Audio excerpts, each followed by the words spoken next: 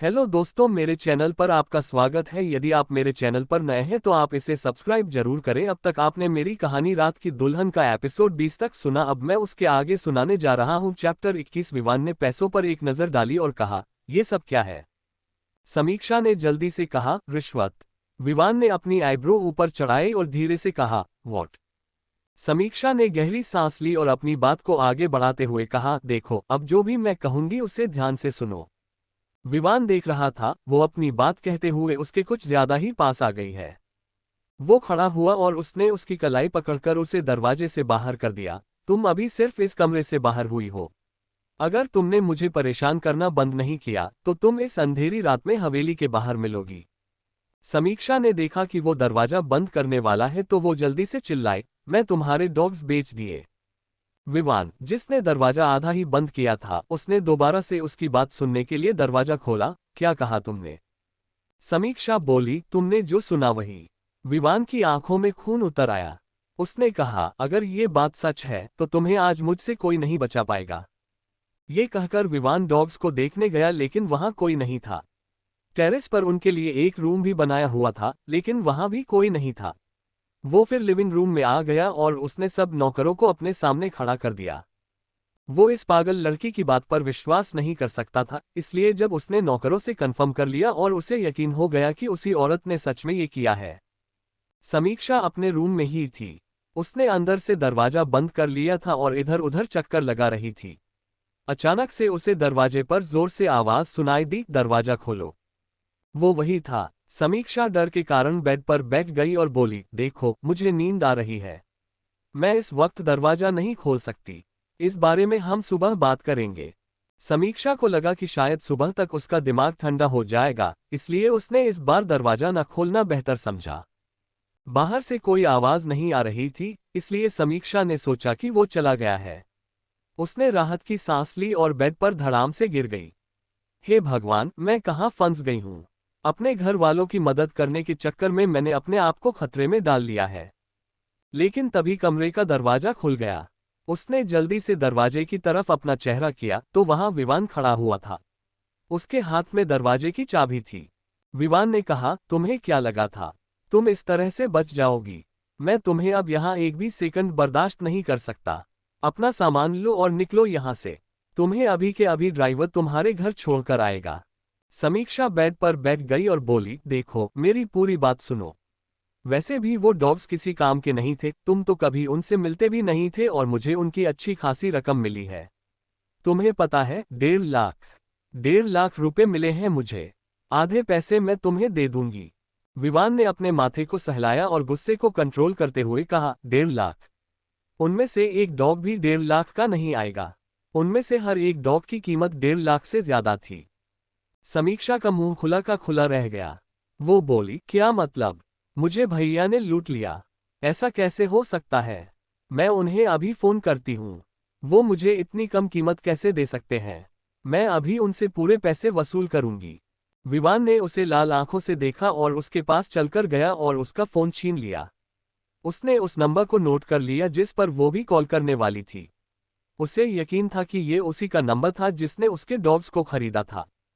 विवान ने उसे धमकी देते हुए कहा, तुम्हें अब कुछ भी करने की जरूरत नहीं है। अब जल्दी से अपना सामान पैक करो और निकलो यहाँ से। मैं तुम्हें यहाँ अब बर्दाश्त नहीं कर सकता। समीक्षा का मन कर रहा था कि वो विवान का मुंह नोच ले। सच में, ये आदमी राक्षसों का राजा था। विवान ने देखा कि वो उठ नहीं रही है तो उसने उसकी बाजू पकड़ ली। ठीक है, अगर तुम्हें कुछ नहीं ले जाना है तो जल्दी से नीचे चलो, वरना ड्राइवर भी तुम्हें छोड़कर नहीं आएगा। फिर अकेली भटकती रहना इस सुनसान रात में।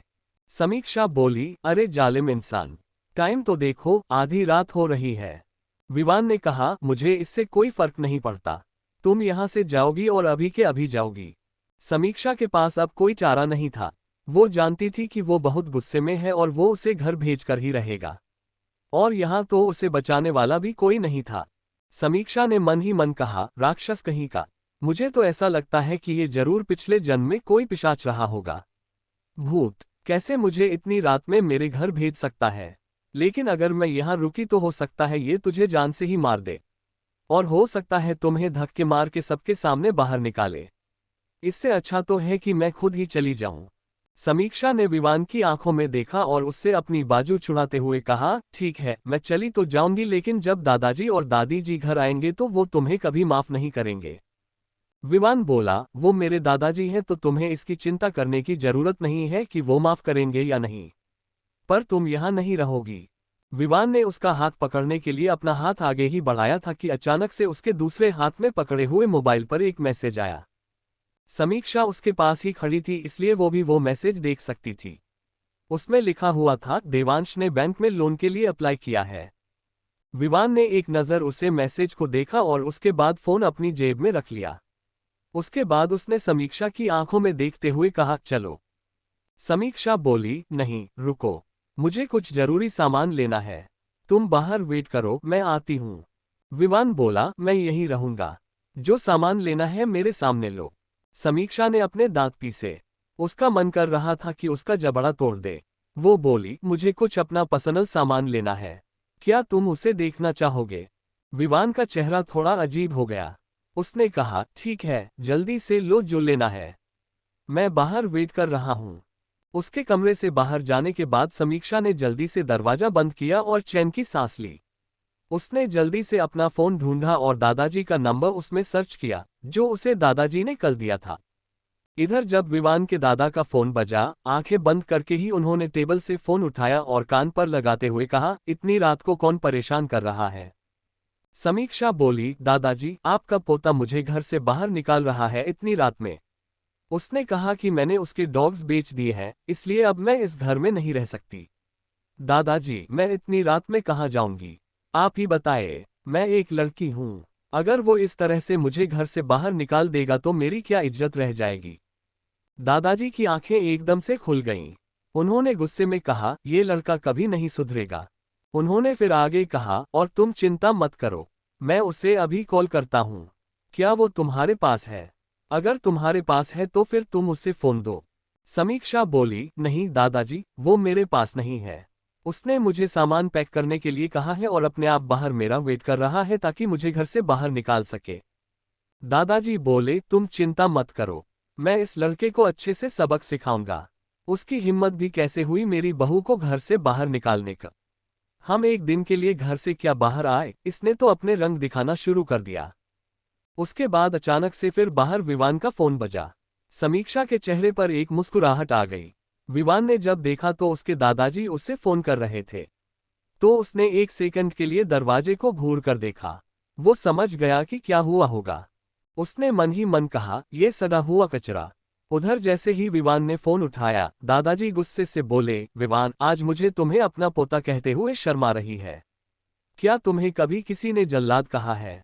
तुम वही हो, आधी रात को मेरी बहू को घर से बाहर निकाल रहे हो। क्या तुम्हारे अंदर थोड़ी भी शर्म बाकी है? विवान बोला, आपको पता है आपकी उस प्यारी बहू ने क्या किया है? दादाजी ने जवाब दिया, उसने जो भी किया है वो मैंने ही उसे करने के लिए कहा था। मैंने ही कहा था कि तुम्हारे उन डॉग्स को बेच दे। वो उनसे डर रही थी, इसलिए मैंने उन्हें बेचने के लिए कहा। क्या तुम्हारी बीवी से ज्यादा तुम्हारे लिए वो इम्पोर्टेंट है? विवान ने अपनी मुट्ठी कसकर बंद कर ली। उसने अपनी जिंदगी की सबसे बड़ी गलती की थी, उस लड़की के साथ शादी करके। उसने एक बीवी नहीं, एक सर दर्द पाल लिया था। उसने गुस्से में अपने दादाजी से कहा, दादाजी, जिस दिन आपको उसकी असलियत पता लगेगी, उस दिन आप खुद मुझे आकर कहेंगे उस लड़की को घर से बाहर निकालने के लिए। ये कहकर उसने फोन काट दिया। दरवाजे को एक नज़र डालते हुए वो दूसरे रूम में चला गया। समीक्षा, जो कि अपने कान दरवाजे पर लगाए खड़ी थी, जब उसने महसूस किया कि दरवाजे से कोई आवाज नहीं आ रही है, तो वो भी वापस बेड पर आ गई।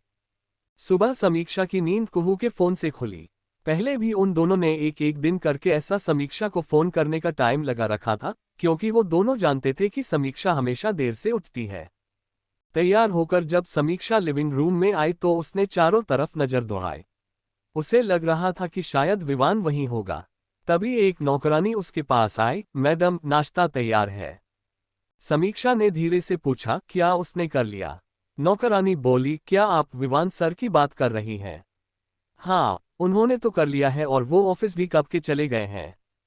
समीक्षा ने अपनी सीने पर हाथ रखा और कहा, अच्छा हुआ वो चला गया।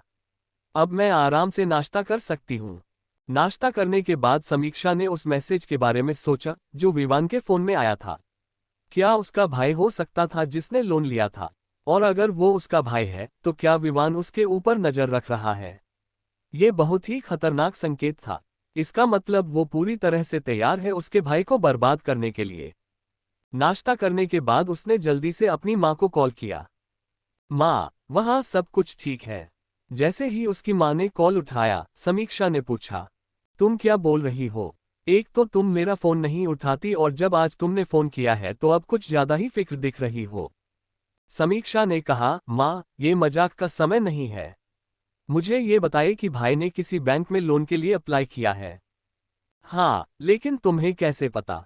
समीक्षा की माँ ने फोन की दूसरी तरफ से कहा। समीक्षा मन ही मन बोली, तो ये भाई ही था। अब आखिर ये विवान करने क्या वाला है भाई के साथ? समीक्षा खामोश हो गई, उसे अपनी माँ की आवाज भी सुनाई नहीं दे रही थी। उसने अच्छा फैसला किया जो यहाँ रुक गई। कल जब उसने विवान के फोन पर उस मैसेज देखा था, उसके बाद उसने यहाँ रुकने का फैसला किया। नहीं तो उसने मन बना लिया था कि वो चली जाएगी। इस तरह से बेइज्जत होने से अच्छा है कि वो अपने घर में रहे। पर अब वो विवान के इरादों का पता लगाकर रहेगी। आखिर विवान उसके भाई के साथ क्या करना चाहता था? वो अपने ख्यालों से तब जाकर बाहर आए जब उसकी माँ ने फोन की दूसरी तरफ से चिल्लाना शुरू कर दिया, समीक्षा, क्या तुम्हें मेरी आवाज आ रही है? तुम चुप क्यों हो गई? अरे भगवान, ये लड़की भी क्या चीज है? समीक्षा बोली, माँ, ठीक है, मैं आपसे बाद में बात करती हूँ। अभी मुझे कुछ जरूरी काम है। उसकी माँ की बस हल्की सी आवाज आए, अरे सुनो तो, क्या तुम ठीक हो? क्या तुम्हें अच्छा महसूस हो रहा है? लेकिन तब तक समीक्षा ने फोन काट दिया था। समीक्षा ने घड़ी में टाइम देखा और धीरे से कहा, अभी घर में कोई भी नहीं है और मेरे पास वक्त भी है। मुझे विवान के स्टडी रूम में चेक करना चाहिए, हो सकता है मुझे कुछ मिल जाए जिससे मैं भाई की मदद कर सकूं। उसने विवान को उसके बाद मन ही मन 1000 गालियां दी और कहा, नीच इंसान। सच में विवान जैसा इंसान मैंने आज तक नहीं देखा। अगर उसकी बहन चली भी गई तो इसमें इतना गुस्सा करने वाली क्या जरूरत है? पागल कहीं का। कोसते हुए वो विवान के कमरे तक पहुंच गई। आसपास देखने के बाद वो कमरे के अंदर चली गई, लेकिन बहुत बार ढूंढने के बाद भी उसे कुछ नहीं मिला। वहां बस विवान की फाइल्स पड़ी हुई थीं, जो उसके किसी भी काम की नहीं थी। आखिर में थककर उसने चिढ़ते हुए कहा, अरे यार, कोई भी फायदा नहीं हुआ यहाँ टाइम वेस्ट करने का। वो वहां से जाने के लिए पीछे मुड़ी, लेकिन अचानक से किसी की चौड़ी छाती से टकरा गई और जमीन पर गिर गई। उसने अपना सिर थामते हुए कहा, अंधे हो क्या? लेकिन जैसे ही उसे एहसास हुआ, उसने जल्दी से ऊपर देखा और जिस इंसान को उसने सामने खड़े हुए देखा, उसे देखकर उसकी बोलती बंद हो गई। उसने धीरे से कहा, तुम? समीक्षा ने अपनी गर्दन उठाकर देखा तो वहां पर विवान खड़ा हुआ था। वो जल्दी से खड़ी हो गई और अपने होंठ चबाते हुए बोली, अरे तुम आ गए, लेकिन इतनी जल्दी? विवान ने उसे घुरकर देखा और कहा, तुम मेरे स्टडी रूम में क्या कर रही हो? समीक्षा ने जल्दी से जवाब दिया, मैं बस टहलने आई थी, मेरा कोई और इरादा नहीं था। विवान ने अपनी आईब्रो ऊपर चढ़ाते हुए कहा, सच में? लेकिन देखकर तो नहीं लगता कि तुम बिना इरादे के आए हो। और ये मेरा स्टडी रूम कोई टहलने की जगह नहीं है। समीक्षा को समझ नहीं आ रहा था कि वो क्या कहे। उसने जल्दी से कुछ सोचने के लिए अपना दिमाग दौड़ाया और फिर कहा, मैं बस हवेली के सब कमरे देख रही थी। हवेली बहुत बड़ी है और मैं पूरी नहीं घूमी, इसलिए मैं बस घूमने चली आई थी। और तुम्हारा स्टडी रूम भी बहुत अच्छा है, देखकर अच्छा लगा। अब मुझे कॉलेज के लिए देर हो रही है, बाय। लेकिन विवान ने उसकी बाजू पकड़ ली और उसे अपने करीब खींच लिया। उसने उसकी कमर में हाथ डाला। वहीं समीक्षा की हरकत हैरान थी। वो बोली, ये तुम क्या कर रहे हो? मेरे डॉग्स बेचने के लिए मैं तुम्हें इतनी आसानी से तो नहीं छोड़ने वाला। समीक्षा की आंखें बड़ी हो गई। उसने कहा, तुम मेरे साथ कुछ नहीं कर सकते। विवान ने कहा, किसने कहा मैं कुछ नहीं कर सकता? मैं सब कर सकता हूं और मुझे कोई कुछ कहेगा। यहां तक कि दादा से भी तुम इसकी शिकायत नहीं कर सकती। ये कहकर वो उसके कान के करीब आ गया। समीक्षा ने अपने दोनों हाथ उसके चौड़े सीने पर रख दिए। नहीं, तुम ऐसा कुछ नहीं कर सकते, समीक्षा ने कहा, लेकिन तब तक विवान उसके कान के पास पहुंच गया था और जैसे ही उसके होंठों ने उसके कान को छुआ, समीक्षा ने अपनी सांसें रोक ली, लेकिन तभी उसके झटका लगा और वो नीचे जोर से गिर गई। स्टडी रूम के टेबल से अपनी फाइल उठाते वक्त उसने वहां लगे सीसीटीवी कैमरे को देखा और फिर कहराती हुई समीक्षा को देखकर कहा, तुम्हारी औकात यही है? समीक्षा ने उसे गुस्से में देखा और उठकर खड़ी हो गई। उसने उसकी तरफ उंगली करते हुए कहा, विवान बजाज तुम बहुत ही घटिया आदमी हो। ये कहकर वो तुरंत वहां से भाग गई। विवान ने उसे जाते हुए देखा। उसके जाने के बाद विवान ने फाइल नीचे रख दी और उसके बाद वो अपने कंप्यूटर स्क्रीन के आगे बैठ गया। कंप्यूटर स्क्रीन पर उसने सीसीटीवी फुटेज चला दी और शुरू से लास्ट तक समीक्षा की हर एक हरकत को देखा। वो कुछ तो ढूंढने की कोशिश कर रही थी, विवान ने कंप्यूटर स्क्रीन को घूरते हुए कहा। कुछ सोचकर वो फिर आगे बोला, विवान बजाज से चालाकी। वही रात को विवान देर से घर लौटा और समीक्षा पहले ही सो गई थी। लग रहा था कि उसके घर वाले अभी तक वापस नहीं आए थे, तो विवान उसके साथ ना सोकर दूसरे कमरे में चला गया। अगले दिन समीक्षा देर से उठी क्योंकि संडे का दिन था और वो आज अपनी नींद पूरी करना चाहती थी। दोपहर के खाने पर जब वो नीचे आई तो उसने देखा कि हवेली को सजाया जा रहा था। समीक्षा ने जल्दी से नौकरानी से पूछा, क्या हो रहा है? हवेली को सजा क्यों जा रहा है? नौकरानी ने कहा, आपको नहीं पता मैडम, आज बड़े मालिक का जन्मदिन है। समीक्षा बोली, मतलब विवान के दादाजी? नौकरानी ने अपनी गर्दन हिला दी तो समीक्षा बोली, क्या वो आ गए?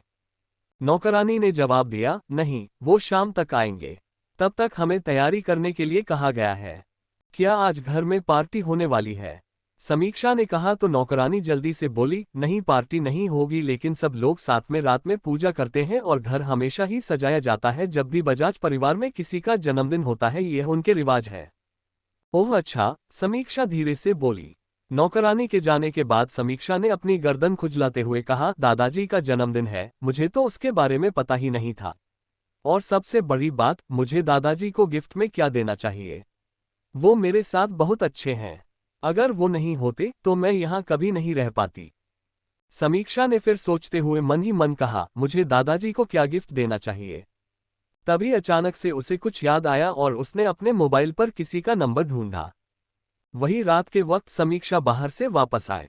वो पूरी तरह से मिट्टी से लथपथ थी और उसके बाल भी बिखरे हुए थे। नौकरानी जल्दी से उसके पास आई, मैडम आपको क्या हुआ है? आप ठीक तो हैं ना? समीक्षा ने अपनी गर्दन हिलाए और कहा, मैं ठीक हूं, मैं बस नहाना चाहती हूं दादाजी के आने से पहले। वो जल्दी से ऊपर गई और नहाकर उसने रेड कलर का एक फ्रॉक सूट पहना जिसके डीप नेक थे। खुले बालों में उसने अपने माथे पर छोटी सी बिंदी लगाई। तैयार होकर जब वो नीचे आई तो उसने देखा कि दादाजी, दादी और विवान की मां पहले ही आ चुके हैं। वो जल्दी से उनके पास गई और उसने सबको ग्रीट किया। उसके बाद उसने दादाजी से कहा, दादाजी हैप्पी बर्थडे, आपको भगवान लंबी उम्र दे। दादाजी खुशी से बोले, धन्यवाद छोटी बहू, लेकिन मुझे लंबी उम्र की नहीं, सुकून भरी उम्र की जरूरत है और मुझे सिर्फ मेरा पोता ही सुकून दे सकता है, क्योंकि उसी ने मेरा सुकून छीना हुआ है। विवान की दादी अपने पति पर गुस्सा होते हुए बोली, अरे आज के दिन भी मेरे पोते के पीछे पड़ गए। मेरा पोता सबसे अच्छा है। विवान के दादा बोले, अरे वो पोता नहीं आफत है, कुछ भी करने से पहले सोचता नहीं है। पता नहीं मेरे बाद कौन उसे संभालेगा, क्योंकि मुझे नहीं लगता वो तुम लोगों में से किसी की बात सुनने वाला है। तभी समीक्षा बोली, दादाजी ऐसी बातें मत करिए। आपकी मेरे बाद वाली बात का क्या मतलब है? मेरी उम्र भी आपको ही लग जाए और आपसे पहले मैं ही भगवान को प्यारी हो जाऊं। उसकी बात सुनकर सब हंसने लगे। तभी दादाजी बोले, अरे नहीं, तुम्हें कुछ नहीं होगा, तुम्हें तो अभी हमारे वारिस को भी संभालना है। वारिस? जैसे ही समीक्षा ने ये शब्द सुना उसकी आंखें कुछ घूम गईं। दादाजी के मतलब को वो समझ गई, मतलब उसका और विवान का बच्चा। ये शब्द सोचकर ही उसे चक्कर आने लगे थे। वो मर जाएगी लेकिन विवान के साथ कभी बच्चा पैदा नहीं करेगी। विवान भी इस वक्त वापस घर आया था और जब उसने दादाजी के मुंह से ये बात सुनी तो उसने अजीब नजरों से समीक्षा को देखा, लेकिन कुछ रिएक्ट नहीं किया और उसके बाद वो सीधा ऊपर चला गया।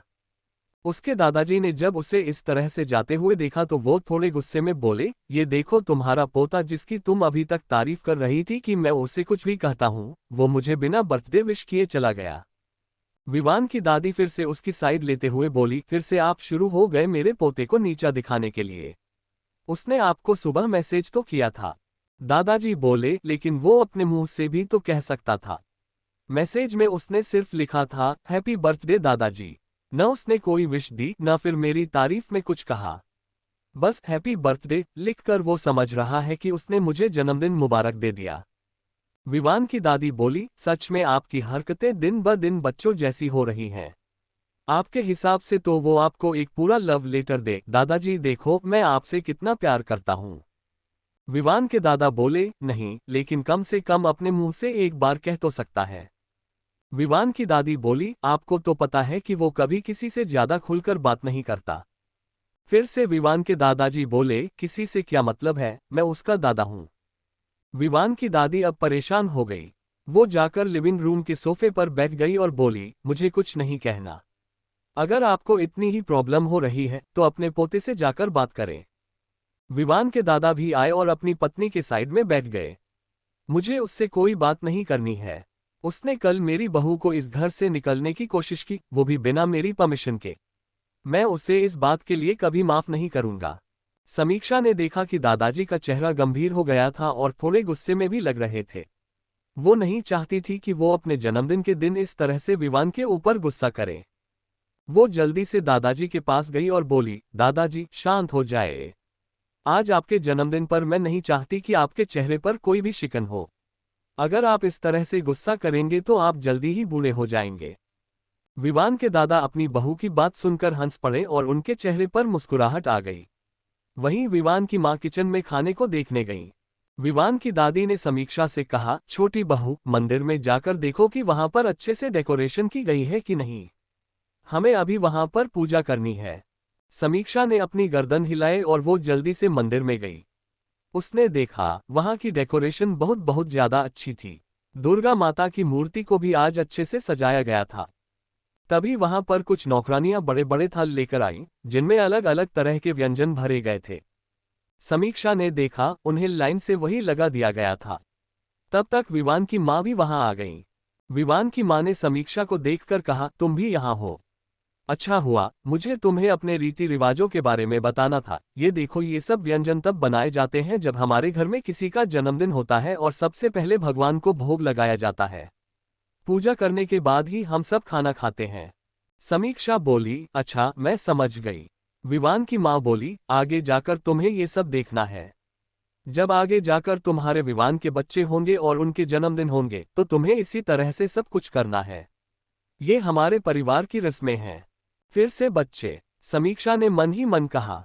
लेकिन वो विवान की मां को इस बारे में नहीं बता सकती थी कि वो विवान के साथ कोई बच्चा नहीं करेगी। वो तब तक यहाँ रहेगी जब तक उसे विवान के इरादों के बारे में पता नहीं चल जाता और वो शांत नहीं हो जाता।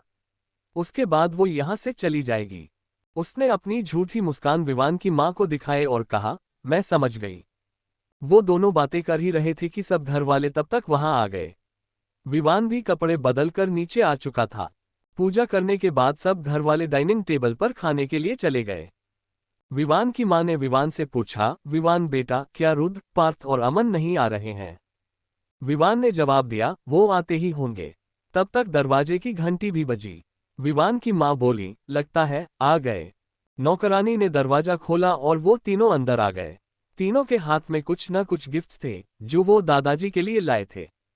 अमन ने फूलों का गुलदस्ता दादाजी को देते हुए कहा, दादाजी, आप मेरी फर्स्ट गर्लफ्रेंड हो, इसलिए ये मेरी तरफ से आपको 99 फूलों का गिफ्ट। उसके बाद उसने विवान की दादी की तरफ देखा और कहा, दादी, अब मुझे जलना मत। ये कहकर उसने दादी की तरफ आंख मार दी, जिससे वहां खड़े सब लोग हंसने लगे।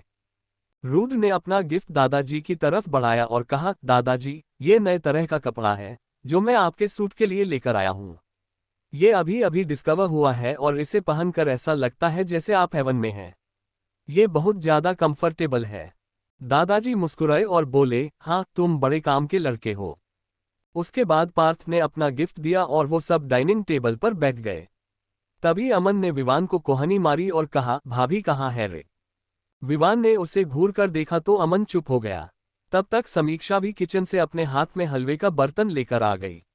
आज बहुत सारी डिशेज बनाई हुई थीं, इसलिए वो नौकरानी की मदद कर रही थी खाना लाने के लिए। समीक्षा ने ध्यान दिया कि लोगों की संख्या डाइनिंग टेबल पर बढ़ गई है। उसकी नज़र पहले अमन फिर पार्थ गई, लेकिन जब उसकी नज़र रुद्र पर गई तो उसके हाथों से हलवे का बर्तन नीचे गिरते गिरते बचा।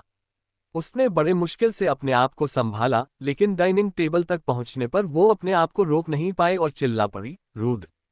जैसे ही समीक्षा ने रुद्र का नाम चिल्लाया, सब उसकी तरफ देखने लगे। समीक्षा इतनी ज्यादा एक्साइटेड थी कि उसने किसी के रिएक्शन की तरफ ध्यान ही नहीं दिया। वो बस रुद्र को देख रही थी और रुद्र की नज़र भी उस पर ही थी। विवान ने पहले समीक्षा को देखा, फिर रुद्र को। उसके मन में सबसे पहले जो ख्याल आया वह ये था कि क्या ये दोनों एक दूसरे को जानते हैं, लेकिन रुद्र ने तो कभी उससे बताया नहीं।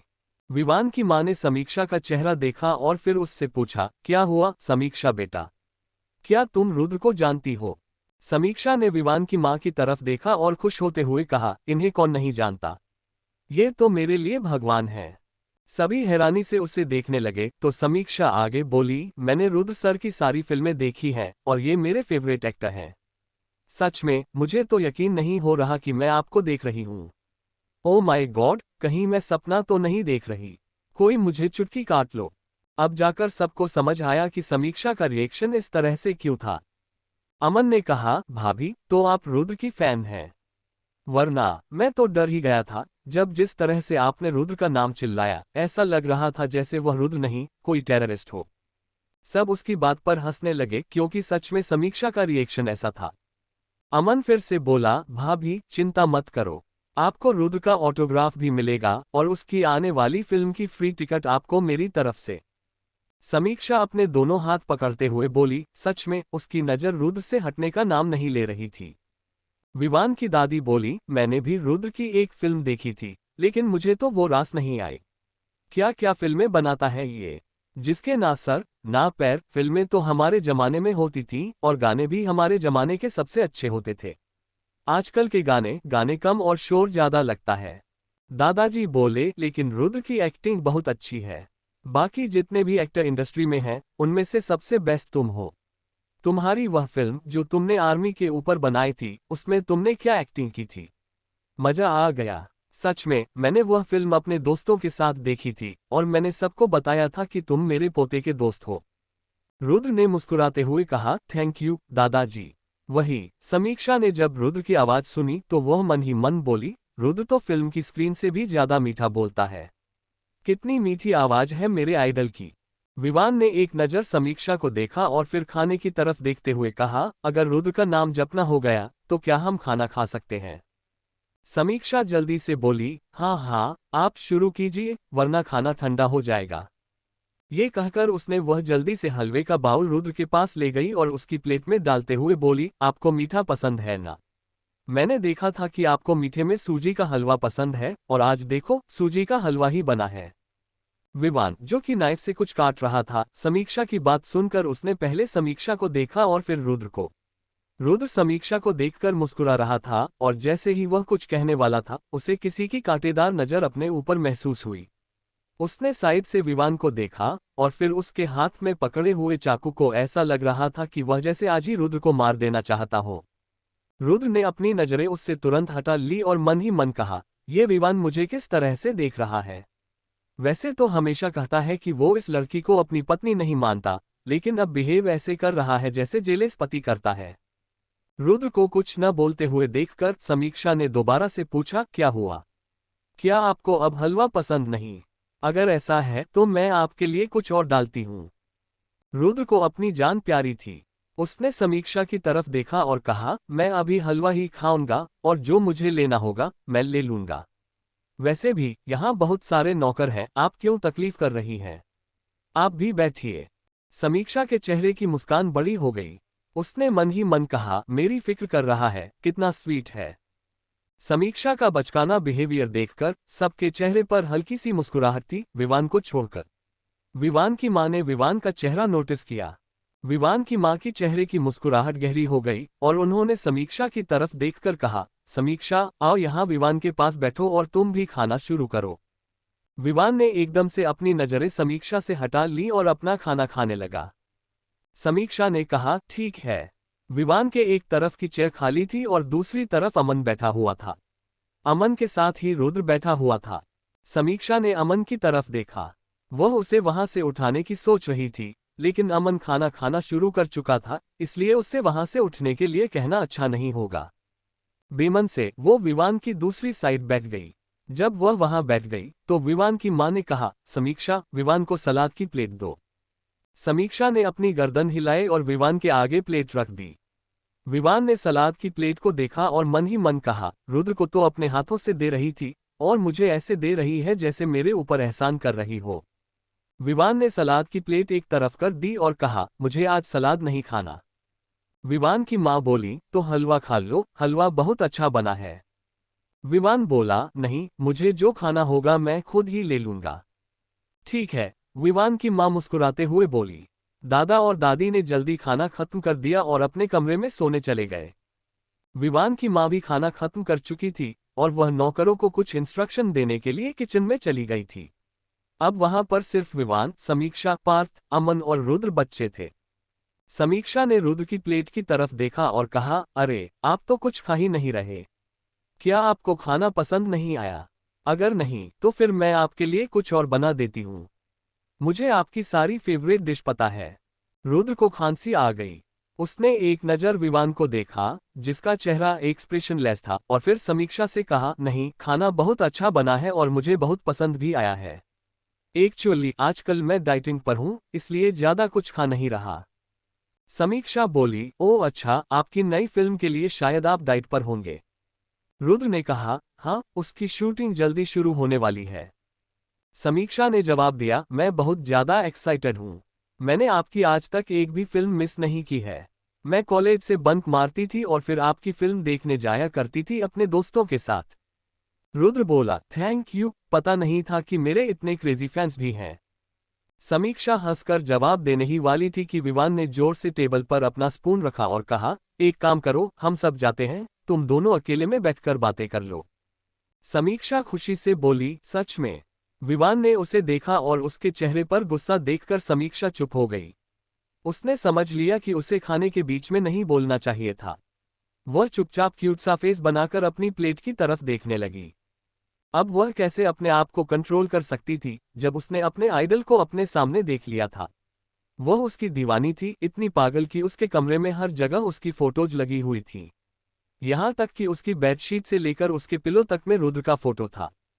एक बार तो उसने हद कर दी थी जब रुद्र के हेटर्स ने उसके स्टेटस को नीचे गिराने के लिए उसके बारे में गलत अफवाह उड़ाना शुरू कर दिया था। तब उसने दोस्तों के साथ मिलकर उसके सपोर्ट में एक धरना प्रदर्शन करने का फैसला किया था, लेकिन बाद में उसे कॉलेज की सिक्योरिटी के कारण ये प्लान ड्रॉप करना पड़ा। एक बार स्कूल में उसने रुद्र के लिए अपनी क्लासमेट को मुक्का जड़ दिया था, जिससे वह कई दिनों तक स्कूल नहीं आ पाई थी।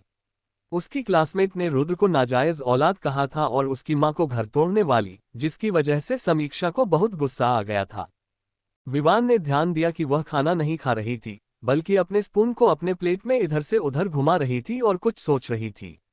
विवान का मन कर रहा था कि वह उसे उठाकर गेट के बाहर फेंक दे। ये लड़की हमेशा उसे गुस्सा दिलाने का काम करती थी। विवान ने थोड़ा चिढ़कर कहा, अगर तुम्हारा हो गया है तो तुम जा सकती हो। विवान की बात सुनकर समीक्षा का मन कर रहा था कि वह विवान की गर्दन पकड़कर टेबल पर उसे तब तक मारे जब तक उसके माथे से खून ना बहने लगे। यह आदमी उसके आइडल के सामने उसकी बेइज्जती कर रहा था, जो वह बिल्कुल भी बर्दाश्त नहीं कर सकती थी। लेकिन वह अभी अपने आइडल के सामने अपने गुस्से को भी नहीं दिखा सकती थी, इसलिए उसने मुस्कुराते हुए जवाब दिया, विवान बजाज, क्या अब मुझे खाना भी आपसे पूछकर खाना पड़ेगा? जब मैं खा लूंगी और मेरा पेट भर जाएगा तब मैं खुद यहाँ से चली जाऊंगी। आपको चिंता करने की कोई जरूरत नहीं है, आप अपना देखिए। ये कहते हुए उसने अपने पेट की तरफ इशारा किया जो कब से खाली पड़ी हुई थी। अमन और पार्थ दोनों हंस दिए। विवान ने घूरकर उन्हें देखा तो वो दोनों जल्दी से अपनी प्लेट में खाना डालने लगे। विवान अपनी जगह से उठ गया और उसने उन तीनों पर एक नज़र डालते हुए कहा, मैं गेस्ट रूम में तुम्हारा इंतजार कर रहा हूं। समीक्षा ने चैन की सांस ली। उसके वहां से जाने पर वह फिर रुद्र को देखने लगी। रुद्र का चेहरा लाल हो गया था। अगर उसे पता होता कि विवान की वाइफ उसकी फैन निकलेगी तो वह कभी भी यहां नहीं आता। उसकी किस्मत सच में आज के लिए बहुत खराब थी। वह भी जल्दी से खड़ा हुआ और बोला, ठीक है, मैं विवान के पास जा रहा हूं। समीक्षा की तरफ देखकर उसने मुस्कुराया और फिर वहां से चला गया। समीक्षा का चेहरा रोने वाला हो गया। उसने उसे ऑटोग्राफ नहीं दिया और वह बिना ऑटोग्राफ दिए ही चला गया। पता नहीं वह कब फिर से उससे मिलेंगी। उसने रुद्र को जाते हुए देखा और धीरे से कहा, अरे, रुद्र ने तो मुझे ऑटोग्राफ नहीं दिया। अमन ने उसका उदास चेहरा देखा और कहा, भाभी, डोंट वरी, मैं आपको उसका ऑटोग्राफ दिलवाने में मदद करूंगा। नहीं, ऑटोग्राफ काफी नहीं है, आप उसके साथ एक फोटो खिंचवा लीजिए। उसकी बात सुनकर समीक्षा की आंखों में चमक आ गई। फोटो। उसने अमन की तरफ देखा और आगे कहा, सच में? क्या सच में आप ऐसा कर सकते हैं? अमन ने कहा, हाँ, क्यों नहीं। आप बस मुझ पर विश्वास रखिए। समीक्षा फूल नहीं समा रही थी। रुद्र के साथ फोटो खिंचवाने पर ही उसके चेहरे की रौनक बढ़ गई थी। तभी विवान की मां किचन से आए। अरे, विवान कहाँ है? समीक्षा ने विवान की मां की तरफ देखा और कहा, वो तो गेस्ट रूम में गए हैं। विवान की मां बोली, हे भगवान, ये लड़का। समीक्षा, क्या तुम उसे मेरे लिए बुला दोगी? समीक्षा जल्दी से अपनी जगह से खड़ी हो गई और बोली, हाँ, मैं अभी जाती हूँ। विवान की मां तुरंत बोली, नहीं, पहले अपना खाना खत्म कर लो। समीक्षा ने कहा, नहीं, मेरा हो गया है। समीक्षा जब गेस्ट रूम में पहुंची तो उसने देखा कि विवान और रुद्र आमने सामने बैठे हुए थे और उनके आगे अल्कोहल की बोतल रखी हुई थी और साथ में 4 ग्लास रखे हुए थे। लग रहा था कि वे इसके बाद पीने वाले थे। समीक्षा का चेहरा थोड़ा उखड़ गया। उसने मन ही मन कहा, हे भगवान, यह विवान खुद तो शराबी है ही, रुद्र को भी शराबी बना रहे हैं। विवान ने जब समीक्षा को वहां देखा तो उसने अपनी आईब्रो चढ़ा ली। उसने पूछा, तुम यहाँ क्या कर रही हो? समीक्षा बोली, आपकी मॉम आपको बुला रही है। ये कहकर वो रुद्र की तरफ देखने लगी। विवान अपनी जगह से खड़ा हुआ और जैसे ही वह समीक्षा के साइड से गया, थोड़ी दूर जाकर अपनी जगह रुक गया। उसने समीक्षा से पूछा, क्या तुम नहीं आ रही? समीक्षा ने उसकी तरफ बिना देखे कहा, नहीं, उन्होंने बस तुम्हें बुलाया है। विवान ने मन ही मन कहा, ये लड़की कैसे रुद्र को हवस भरी नजरों से देख रही है। विवान पीछे मुड़ा और अपना फोन उठाकर अपनी मां को कॉल की। हेलो मॉम, आपको मुझसे क्या बात करनी है? समीक्षा ने जब उसे फोन पर बात करते हुए देखा तो उसने धीरे से कहा, ये कितना आलसी है, नीचे तक नहीं जा सकता। फोन कर दिया, बेवकूफ। अपनी मां से बात करते हुए विवान ने कहा, ठीक है, मैं समझ गया। फोन काटने के बाद उसने समीक्षा को देखा और कहा, तुम अब यहीं खड़ी रहोगी या फिर जाओगी यहां से? समीक्षा ने मन ही मन सोचा, ये अच्छा मौका है रुद्र के साथ फोटो खिंचवाने का, पता नहीं बाद में टाइम मिलेगा या नहीं। रुद्र जो कि फोन में लगा हुआ था और उसने इस तरफ ज्यादा ध्यान नहीं दिया। तभी उसे समीक्षा की प्यारी आवाज आई, रुद्र सर, क्या आप मेरे साथ एक फोटो खिंचवा सकते हैं? मुझे इसे अपने सोशल मीडिया पर डालनी है। उसकी आवाज सुनकर रुद्र ने उसकी तरफ देखा और कहा, क्यों नहीं? समीक्षा खुश हो गई। उसने जल्दी से अपना फोन ऑन किया और विवान से कहा, विवान, प्लीज हमारी एक फोटो खींच दो। विवान ने एक नज़र फोन को देखा जो वह उसकी तरफ बढ़ा रही थी और दूसरी तरफ रुद्र को उसके पास जाते हुए देखा। क्या वो उन दोनों को फोटोग्राफर दिखता है? वह कभी भी उन दोनों की फोटो नहीं खींचेगा। वो मना करने ही वाला था कि अमन दरवाजे से अंदर आते हुए बोला, मैं खींचता हूं ना, एकदम झक्कास फोटो खींचूंगा।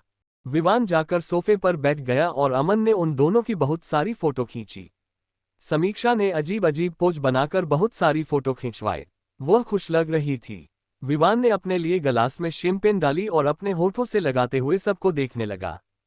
तभी अचानक समीक्षा की आंखों के आगे अंधेरा छाने लगा। उसने अपना सर पकड़ लिया और सहारा देने के लिए रुद्र की जैकेट पकड़ ली। अचानक वह रुद्र के ऊपर गिर पड़ी। रुद्र ने एकदम से समीक्षा को पकड़ लिया। जैसे ही उसे चक्कर आया, वहां खड़े सब हैरान हो गए। विवान अपनी जगह से उठ गया। समीक्षा धीरे से बोली, मेरा ब्लड प्रेशर लो हो गया है, मैं कुछ ज्यादा ही एक्साइटेड हो गई थी। ये सब मेरे साथ होता रहता है, मुझे बस आराम करने की जरूरत है। वहां खड़े सब लोगों ने चैन की सांस ली। कम से कम उसे होश तो था। उसे सोफे तक ले जाया गया और उसे वहां बैठा दिया। एकदम से समीक्षा की हाई एनर्जी लो एनर्जी में बदल गई थी।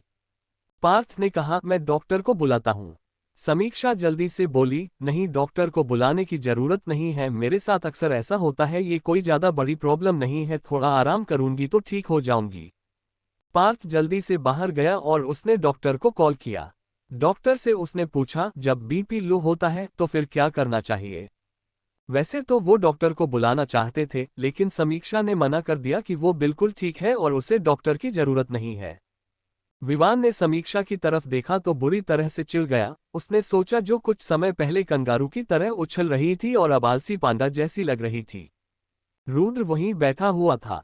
उसने समीक्षा की तरफ देखा और कहा, भाभी, क्या सच में आपके लिए डॉक्टर को बुलाने की जरूरत नहीं है? मैं अभी कॉल करके डॉक्टर को बुला सकता हूँ। समीक्षा एकदम से बोली, नहीं, डॉक्टर को बुलाने की जरूरत नहीं है। मैं सच में ठीक हूँ। मुझे बस नींबू पानी दे दो, मैं उससे बिल्कुल ठीक हो जाऊंगी। कुछ देर बाद पार्थ एक नौकर के साथ अंदर आया। नौकर ने प्लेट में पानी का ग्लास और लो ब्लड प्रेशर की दवा लाई हुई थी। नौकर ने समीक्षा के हाथ में दवा और पानी का गिलास दे दिया और वहां से चला गया। दवा खाने के बाद समीक्षा ने पानी का गिलास नीचे टेबल पर रख दिया। वो बहुत ज्यादा शर्मिंदा महसूस कर रही थी। उसे यकीन नहीं हो रहा था कि अपने आइडल के सामने वो इस तरह से बेहोश हो गई। वह सच में आज कुछ ज्यादा ही एक्साइटेड हो गई थी, जिस कारण उसका बीपी लो हो गया। पार्थ ने विवान की तरफ देखा और कहा, ठीक है विवान, अब हम चलते हैं। तुम भाभी का ख्याल रखो। रुद्र भी अपनी जगह से खड़ा हुआ और बोला, ठीक है भाभी, आप अपना ध्यान रखिए। समीक्षा धीरे से बोली, नहीं, आप लोग बैठिए। मैं कमरे में आराम करने जाती हूँ। मेरी वजह से अपने प्लान कैंसल मत कीजिए। वो जानती थी कि वे तीनों बैठकर अभी कुछ डिस्कस करने वाले थे, लेकिन उसकी वजह से वे वहां से जा रहे थे। अमन ने कहा, नहीं, वैसे भी काफी रात हो गई है और हमारे दोस्त विवान की अभी अभी शादी हुई है।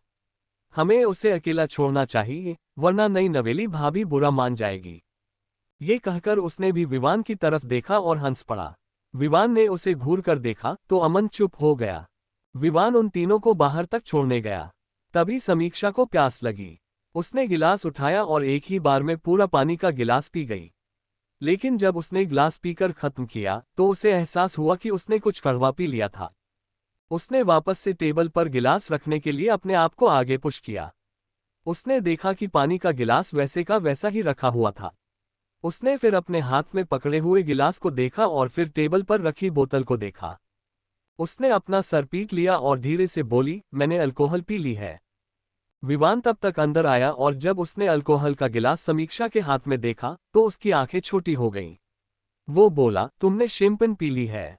समीक्षा ने रोने जैसा मुंह बनाकर उसकी तरफ देखा और कहा, मैंने पानी के गिलास की जगह शैंपेन का गिलास उठा लिया और एकदम से पी लिया। बाद में मुझे कुछ कड़वा लगा तो मैंने देखा कि मैंने पानी की जगह तुम्हारी शैंपेन पी ली है। विवान ने गुस्से में कहा, बेवकूफ। समीक्षा उसे जवाब देना चाहती थी। उसकी हिम्मत भी कैसे हुई उसे बेवकूफ कहने की, लेकिन अभी उसकी एनर्जी लो थी और वो बोल भी बड़ी मुश्किल से रही थी। इसलिए उसने विवान को कुछ न बोलना ही ठीक समझा। मुसीबत में दुश्मन भी दोस्त होता है। उसने विवान की तरफ देखा और कहा, मुझे बेड तक छोड़ दो, मेरी आंखें बहुत भारी हो रही हैं। विवान का मन तो कर रहा था कि वो उसे बाहर उठाकर फेंक दे। वह आगे बढ़ा और उसने समीक्षा को अपनी गोद में उठा लिया। अचानक से समीक्षा ने उसके सीने पर अपना सिर रख लिया। उसे नशा भी होने लगा था। विवान की पकड़ अचानक से उसके ऊपर मजबूत हो गई और वो जल्दी से उसे कमरे में लेकर गया। इससे पहले कि वो उसे बेड पर रखता, समीक्षा ने उसके ऊपर उल्टियां कर दी। विवान का चेहरा बिगड़ गया, लेकिन समीक्षा की आंखें बंद थीं। उसने बेड पर उसे ऐसे पटक दिया जैसे वो कोई कचरा हो। वह जल्दी से बाथरूम में गया और एक शावर लेकर जब वह बाथरूम से बाथरोब पहनकर बाहर आया तो उसने देखा कि समीक्षा आराम से सोई हुई थी। विवान ने अपने कैजुअल कपड़े पहने और जैसे ही वो बेड पर जाने वाला था, रुक गया। वो उसके पास सो नहीं सकता था, लेकिन वो दूसरे कमरे में भी आज नहीं सो सकता था क्योंकि सब घरवाले घर पर ही थे। वह काउच पर बैठ गया और उसे घूरता रहा। अंत में जब उसकी आंखें भारी हो गईं तो वो सोफे पर पीछे की तरफ झुक गया। लेकिन आधी रात के बाद अचानक से उसकी आंख किसी के रोने की आवाज से खुल गई। उसने अपनी आंखें खोली तो देखा कि बेड पर समीक्षा रो रही थी, अपना मुंह छुपाए। विवान ने उससे पूछा, क्या हुआ तुम्हें? तुम रो क्यों रही हो? लेकिन उसे कोई रिस्पांस नहीं आया। तंग आकर वह खड़ा हो गया और बेड के पास गया। उसने समीक्षा से फिर से पूछा, क्या हुआ? विवान भी हैरान था कि आखिर वह रो क्यों रही थी, लेकिन अचानक से उसे याद आया कि उसने शैंपेन का पूरा गिलास पी लिया था और शैंपेन कोई आम शैंपेन नहीं थी, उसमें 99% अल्कोहल होती है और उसका नशा जल्दी से उतरता भी नहीं। वैसे भी समीक्षा ने आज तक शराब को हाथ भी नहीं लगाया होगा, तो वह इसे कैसे हैंडल कर सकती थी? अब उसके अंदर के जज्बात इस शैंपेन को पीने के बाद निकल रहे थे। लाचारी से वह वापस काउच पर जाने के लिए मुड़ा, लेकिन तभी उसे समीक्षा की आवाज सुनाई दी, दर्द होता है जब भी मैं उस बात को याद करती हूँ। मुझे बहुत दर्द होता है। विवान के कदम अचानक से रुक गए। वो खुद पूछने से रोक नहीं पाया और वापस से उसके पास गया। क्या हुआ तुम्हें? किस लिए दर्द हो रहा है? विवान को लगा कि शायद उसकी बॉडी में कहीं दर्द है, लेकिन तभी समीक्षा की आवाज आई, मेरे दिल में दर्द हो रहा है। मैं उस बात को याद नहीं करना चाहती, लेकिन वह बात मुझे याद आ जाती है। मेरे दिल के एक कोने में वह दफन है। वह चीज मुझे हर रात परेशान करती है। मैं जितना भी अपनी मुस्कुराहट के पीछे उसे छुपाने की कोशिश करूं, लेकिन वह अंदर ही अंदर मुझे खा रही है। विवान ने कुछ नहीं कहा, बल्कि उसकी बात सुनता रहा। उसे नहीं पता था वह किस बारे में बात कर रही है। तभी समीक्षा ने आगे बोला, आखिर कौन था वह इंसान जिसने मेरे साथ वह सब किया? क्या उसे मेरे साथ वो सब करते हुए थोड़ा भी रहम नहीं आया? मैं उसे कभी माफ नहीं करूंगी। अगर मुझे वह इंसान मिल गया तो मैं उसे जान से मार दूंगी। उसने मेरे दिल का सुकून छीन लिया। मैं दुनिया के सामने कितना भी हंसने का और खुश रहने का दिखावा कर लूं, लेकिन अंदर ही अंदर यह बात मुझे खाती है। विवान की भौहें चढ़ गईं। उसने पूछा, क्या हुआ है तुम्हें? आखिर तुम किसकी बात कर रही हो? समीक्षा ने धीरे से कहा, मेरा रेप हुआ है। जैसे ही समीक्षा ने कहा, विवान की आंखें खतरनाक हो गईं। वह उसके पास बैठ गया और उसने पूछा, क्या तुम सच में कह रही हो? क्या जो तुम कह रही हो वह सच है? रेप? लेकिन किसने? लेकिन समीक्षा की आवाज दोबारा नहीं आई। कुछ देर बाद उसके खर्राटों की आवाज सुनाई दी। विवान वापस से काउच पर आया और मन ही मन बोला, आखिर ये लड़की कहना क्या चाह रही थी? रेप हुआ है? क्या ये बकवास कर रही है या फिर किसी फिल्म का डायलॉग बोल रही है? उसके बाद वह पूरी रात नहीं सोया। उसे लगा कि समीक्षा दोबारा से कुछ बोलेगी, लेकिन समीक्षा तो आराम से सो रही थी। सुबह के वक्त विवान इसी तरह से उठा और नहाने के बाद नीचे आ गया। बिना नाश्ता किए ही वह ऑफिस चला गया। समीक्षा के चेहरे पर जब धूप की किरणें गिरने लगीं, तब जाकर उसकी नींद खुली। उसने अंगड़ाई लेते हुए जमाई ली। बाहर उसकी नजर गई तो उसका चेहरा बेरुखी से ढक गया, लेकिन उसे ऐसा महसूस हुआ कि बहुत ज्यादा धूप निकली हुई है। आखिर समय कितना हुआ था? उसका फोन वहां नहीं था और विवान के कमरे में कोई घड़ी भी नहीं थी। जो भी रात में हुआ, उसने याद करने की कोशिश की। उसे सब कुछ धीरे धीरे याद आने लगा कि कैसे उसे फोटो खींचवाते हुए चक्कर आ गया था और उसका बीपी लो हो गया था। उसने पानी की जगह विवान की शैंपेन पी ली थी। समीक्षा ने मन ही मन कहा, तभी मेरे सर में इतना चक्कर हो रहा है। वह वापस से गेस्ट रूम में गई और उसने देखा कि उसका फोन वही टेबल पर पड़ा हुआ था। उसने जल्दी से अपना फोन उठाया और समय देखा और उसकी आंखें फटी की फटी रह गईं। दोपहर का 1 बज चुका था। वह चिल्लाई, अरे ऐसे कैसे हो सकता है? मैं इतनी लेट उठी। उसने देखा कि ईशाना और कुहू की बहुत सारी मिस्ड कॉल्स थीं। उसने जल्दी से कुहू को कॉल मिलाए, हेलो कुहू, क्या तुम दोनों कॉलेज में हो? मैं अभी आ रही हूँ। कुहू ने थोड़ा गुस्सा करते हुए कहा, नहीं, कोई जरूरत नहीं है। आज हाफ डे था और हम दोनों भी अब घर जा रहे हैं। और मैडम जी, तुम क्या हमारा फोन अभी देख रही हो? अब यह मत बोलना कि तुम्हें सुबह से फोन की रिंग नहीं सुनाई दी। समीक्षा वापस अपने कमरे में बालकनी से होते हुए आ रही थी। उसने कुहू की बात का जवाब दिया, पूछो मत, मेरे साथ रात में क्या क्या हुआ है। मैं तुम्हें किसी दिन फुर्सत में बताऊंगी, लेकिन जो बताने वाली बात है वह यह है कि मैं कल रुद्र से मिली। कुहू को लगा कि वह किसी रुद्र नाम के लड़के से मिली होगी। उसने कहा, कौन रुद्र? तभी समीक्षा ने खुशी से आगे कहा, रुद्र, सुपरस्टार रुद्र, मेरा आइडल। वह जो ईशाना के साथ कॉलेज से बाहर आ रही थी, एकदम से रुक गई और बोली, क्या तुम सच कह रही हो? समीक्षा बोली, अगर तुम यकीन नहीं कर रही हो तो मैं तुम्हें अभी के अभी फोटो भेजती हूँ। तभी कुहू का फोन बजा। उसने जल्दी से समीक्षा की भेजी हुई फोटो को ओपन किया और अपने मुंह पर हाथ रख लिया। तुम सच में रुद्र से मिली? यार, तुम तो जीनियस हो। अब तो मुझे तुमसे जलन हो रही है। समीक्षा खुशी से बोली, अरे अरे, बस अब जलना बंद करो। अगर जिंदगी में दोबारा मौका मिला तो मैं तुम्हें भी उससे मिलवाऊंगी। अब वो मेरा बहुत अच्छा दोस्त है। कुहू बोली, सच में तुम ऐसा करोगी? यू नो कि बहुत अच्छी सिस्टर हो। तुम दुनिया की सबसे सबसे बेस्ट बहन हो। फोन रखने के बाद समीक्षा जल्दी से नहाकर नीचे आ गई, जहां खाने की तैयारी चल रही थी। उसे बहुत ज्यादा शर्मिंदगी महसूस हो रही थी। जैसे ही विवान की मां ने उसे देखा, वह जल्दी से उसके पास आए। समीक्षा, अब तुम्हारी तबीयत कैसी है?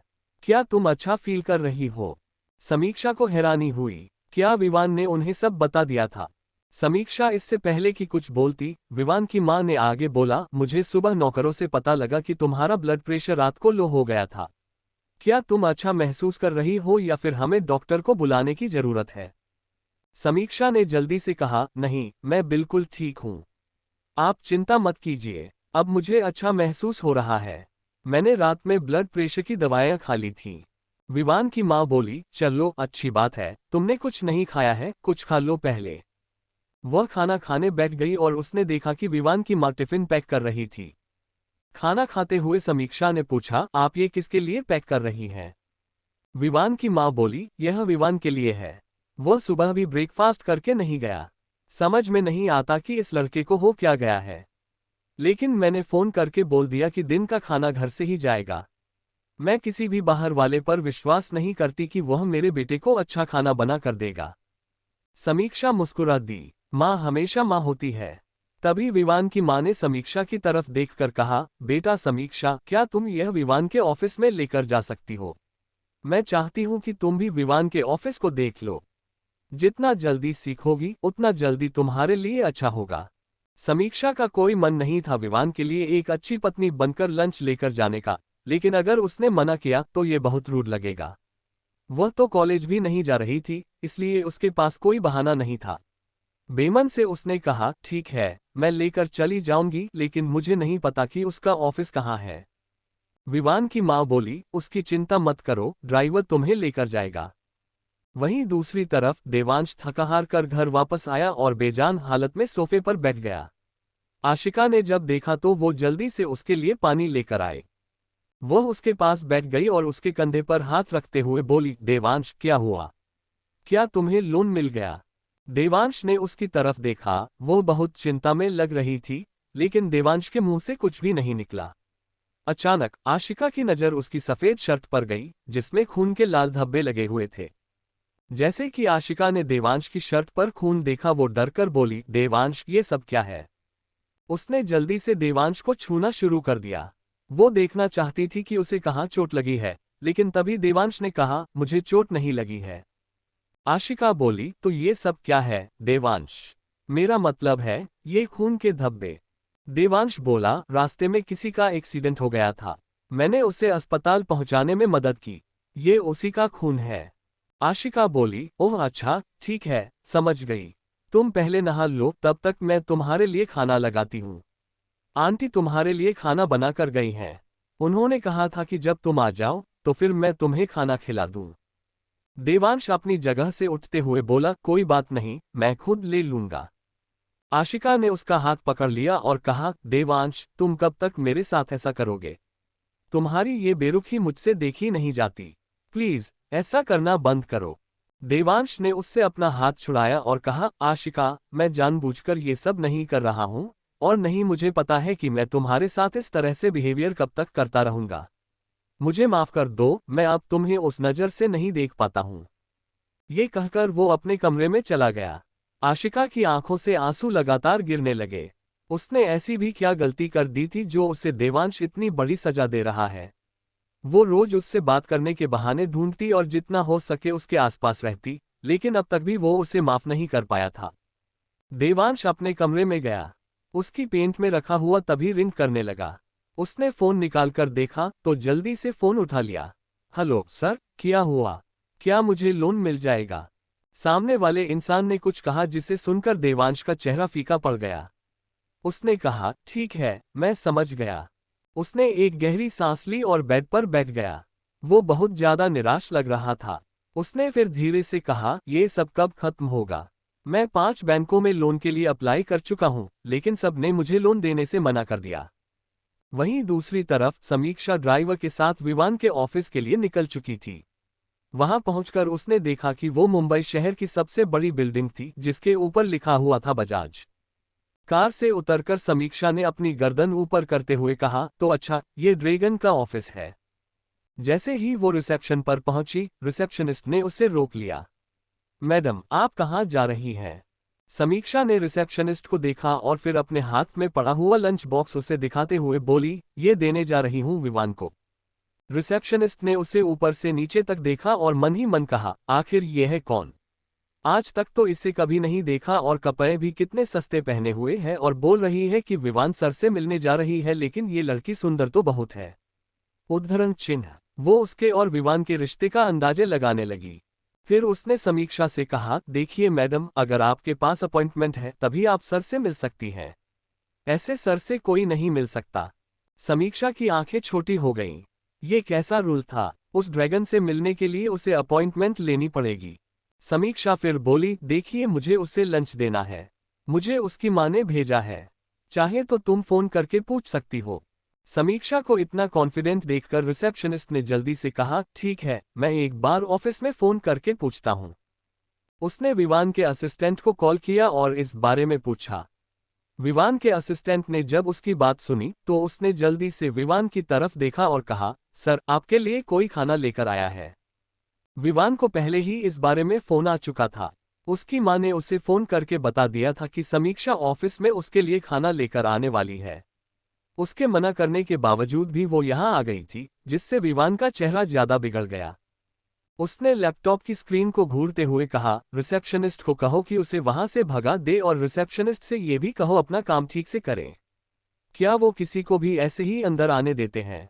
रिसेप्शनिस्ट ने जैसे ही सुना, उसने अपने सामने घूरकर समीक्षा को देखा। उसे अब ये भी समझ में नहीं आ रहा था कि आखिर ये लड़की अंदर कैसे आ गई।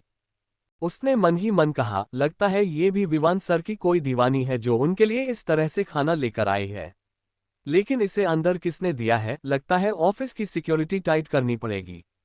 उसने जल्दी से फोन काटा और अपने सामने समीक्षा को देखकर कहा, मैडम, अगर आप अपने आप यहां से चली जाएं तो ज्यादा बेहतर होगा, नहीं तो मुझे सिक्योरिटी को बुलाना पड़ेगा। समीक्षा की आंखें बड़ी हो गईं और उसने अंदाजा लग गया कि क्या हुआ होगा। समीक्षा को बहुत गुस्सा आने लगा था। उसने रिसेप्शनिस्ट के आगे खाने का डब्बा रखा और कहा, क्या ऐसा करने के लिए तुम्हारे बॉस ने कहा है? रिसेप्शनिस्ट ने गर्दन हिला दी और बोली, देखिए, आप देखने में अच्छे घर की लड़की लगती हैं और ये भी जानती होंगी कि अगर आपको सबके सामने सिक्योरिटी वाले बाहर निकालेंगे तो ये खबर न्यूज में भी आ सकती है और फिर आप कहीं की नहीं रहेंगे। समीक्षा बोली, क्या न्यूज में? वो ड्रैगन, मैं उसे मार डालना चाहती हूँ। रिसेप्शनिस्ट परेशान हो गई। उसने कहा, मैडम प्लीज जाइए, नहीं तो मुझे मजबूरन सिक्योरिटी को बुलाना पड़ेगा। समीक्षा का गुस्सा चरम सीमा पर था। वो इंसान ऐसे कैसे उसे वहां से भाग देने के लिए बोल सकता था? उसने रिसेप्शनिस्ट से फिर से कहा, देखिए, मुझे जाने दीजिए, मैं तुम्हारे सर की वाइफ हूं। उसकी बात सुनकर रिसेप्शनिस्ट को हंसी आ गई। उसने बोली, सच में? और मैं आपकी सौतन? समीक्षा हैरानी से बोली, क्या सच में उसका तुम्हारे साथ चक्कर चल रहा है? ये कहकर उसने उसे ऊपर से नीचे तक देखा। रिसेप्शनिस्ट ने अपने माथे पर हाथ रख लिया और कहा, देखिए मैडम, प्लीज यहां से जाइए। आप मेरा और अपना दोनों का टाइम वेस्ट कर रही हैं। अगर आपने इस बार मेरी बात नहीं मानी तो फिर मैं सच में सिक्योरिटी को बुला दूंगी। और एक लड़की होने के नाते मैं नहीं चाहती कि आपको वो उठाकर बाहर फेंक दे। समीक्षा के पास कोई चारा नहीं था। उसने अपना फोन निकाला और विवान के दादाजी को फोन मिला दिया। उसके पास विवान की मां का नंबर नहीं था, इसलिए उसने दादाजी को ही फोन मिलाया। जैसे ही दादाजी ने फोन उठाया, समीक्षा बोली, दादाजी, दादाजी, आपका पोता मुझे अपने ऑफिस में नहीं आने दे रहा है। उसके बाद समीक्षा ने सब कुछ बता दिया जो अब तक हुआ था। रिसेप्शनिस्ट भी समीक्षा की बातें सुन रही थी। उसे समीक्षा अब ज्यादा इरिटेट कर रही थी और उसे लग रहा था कि वो बहुत ज्यादा नौटंकी कर रही है।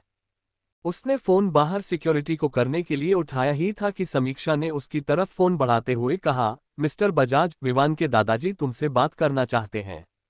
रिसेप्शनिस्ट ने समीक्षा को देखा और कहा, क्या ये तुम मजाक कर रही हो? समीक्षा बोली, मजाक तो तब होगा जब तुम्हें यहां से बाहर निकाल दिया जाएगा। रिसेप्शनिस्ट को यकीन नहीं हो रहा था, लेकिन अगर ये सच में विवान के दादाजी हुए तो उसकी नौकरी खतरे में थी। उसने जल्दी से फोन ले लिया और धीरे से कहा, हेलो। सामने से विवान के दादाजी बोले, तुम्हारी हिम्मत भी कैसे हुई मेरी बहू को बाहर रोके रखने की? ये आवाज रिसेप्शनिस्ट ने अच्छे से पहचान ली थी। फिर उसने मन ही मन कहा, लेकिन आजकल आवाज बदली भी तो जा सकती है। फिर भी वो घबराई हुई थी। अगर ये सच में विवान के दादाजी हुए तो उसकी नौकरी खतरे में थी। उसने बस इतना कहा, सर, ये विवान सर के ऑर्डर थे। दादाजी गुस्से में बोले, तुम्हें और तुम्हारे बॉस को एक तरफ से सबको फायर कर दूंगा अगर तुमने मेरी बहू को वहां कुछ और देर भी रोके रखा। रिसेप्शनिस्ट बोली, ठीक है सर। फोन रखने के बाद रिसेप्शनिस्ट ने जल्दी से ऑफिस में कॉल की। असिस्टेंट ने फिर से रिसेप्शनिस्ट की बात सुनी और विवान की तरफ देखकर कहा, सर, रिसेप्शनिस्ट कह रही है कि उन्होंने अभी आपके दादाजी से बात की। उस लड़की ने आपके दादाजी से बात करवाए और दादाजी ने धमकी दी है कि अगर उसने उसे ऊपर नहीं आने दिया तो वो उसे फायर कर देंगे। विवान की मुट्ठी कसी गई। उसने मन ही मन कहा, उस लड़की ने फिर से दादाजी को फोन करके बहुत बड़ी गलती की है। उसने बिना असिस्टेंट की तरफ देखे कहा, भेज दो उसे ऊपर। विवान के असिस्टेंट ने भी वही सेंटेंस फिर रिसेप्शनिस्ट के लिए दोहराया। रिसेप्शनिस्ट ने जल्दी से फोन काटा और समीक्षा की तरफ देखा, आप ऊपर जा सकती हैं। समीक्षा ने उसके आगे से खाने का डब्बा उठाया और जल्दी से अंदर जाने लगी। लेकिन तभी उसे कुछ याद आया। उसने रिसेप्शनिस्ट से पूछा, विवान का ऑफिस कौन से फ्लोर पर है? रिसेप्शनिस्ट ने जल्दी से कहा, 46। समीक्षा फिर जल्दी से आगे की तरफ बढ़ी। उसकी हालत ऊपर पहुंचते हुए खराब हो गई थी। उसने मन ही मन कहा, ये पागल, इतनी ऊंची बिल्डिंग बनाने की क्या जरूरत थी? मेरी हालत खराब हो गई। ड्रैगन, तुम्हारा बस चले तो तुम अंतरिक्ष में एक बिल्डिंग बना लो। जैसे ही वो लिफ्ट से बाहर आई, उसने देखा कि एक आदमी वहां पर खड़ा हुआ था।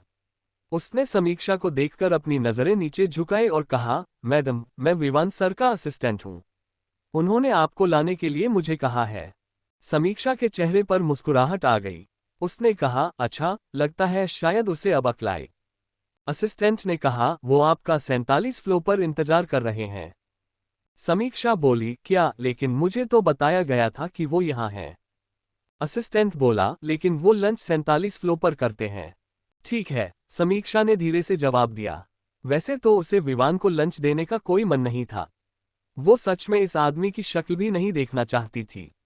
लेकिन विवान की मां ने उसे साफ साफ बताया था कि किसी और के हाथ से विवान को लंच मत देना।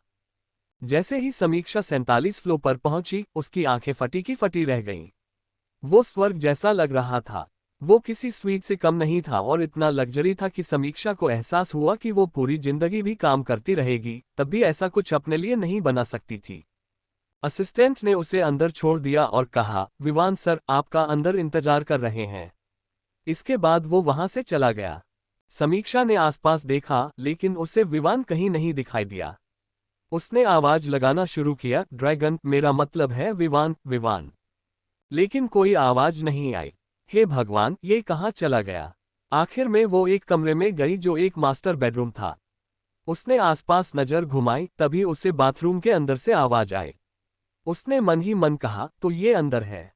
तभी बाथरूम का दरवाजा खुला और बिना शर्ट के विवान बाहर आया, जिसे देखकर समीक्षा की आंखें फटी रह गईं। आगे की कहानी सुनकर के लिए अगला भाग देखें और मेरे चैनल को सब्सक्राइब, लाइक, शेयर करें। धन्यवाद।